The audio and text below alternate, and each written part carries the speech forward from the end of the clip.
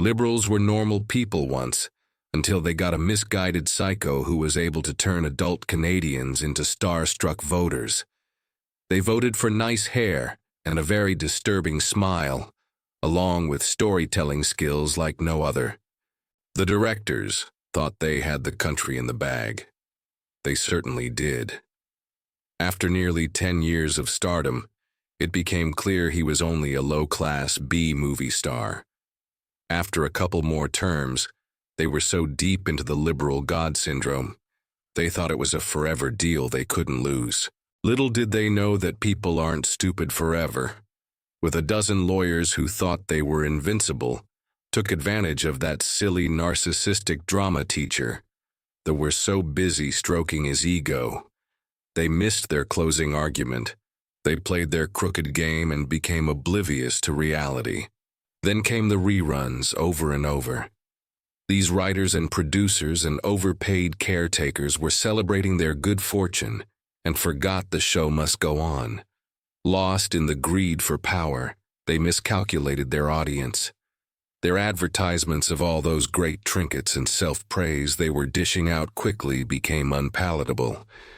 They took it too far, abused their powers, and quickly became the dark side of the political underworld, not fit to lead a herd of goats. Advertisers ran in droves as if the Liberals' house was on fire.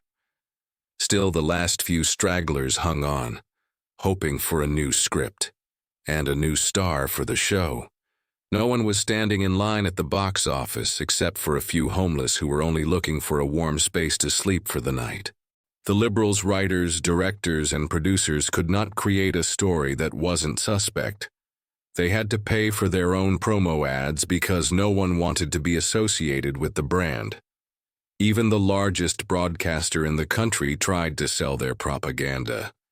Never-ending fake support for the most unpopular production ever revealed their true modus operandi.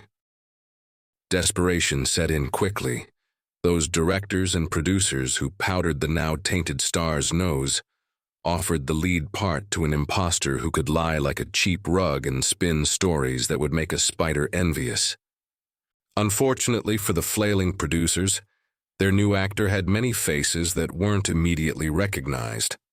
But the stories of corruption, dishonesty, along with terrible narration skills, soon became apparent.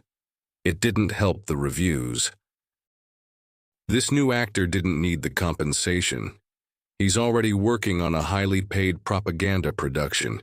His failed attempt of self-promotion, often while standing at his rented podium with cameras focused only on him.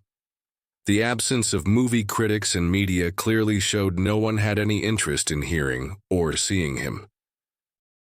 The poor guy was stumbling over simple words and answering occasional questions like a 4-year-old describing how the universe works.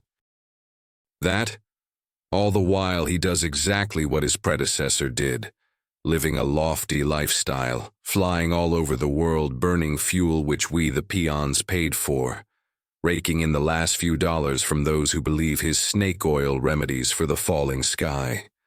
Only mandatory donations of your hard-earned money filtered through his pocket will be our salvation.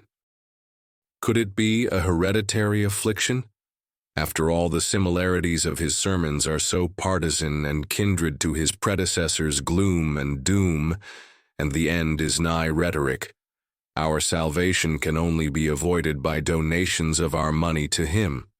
Cease eating and drinking, curtailing travel, turning the thermostats down, and eat crickets.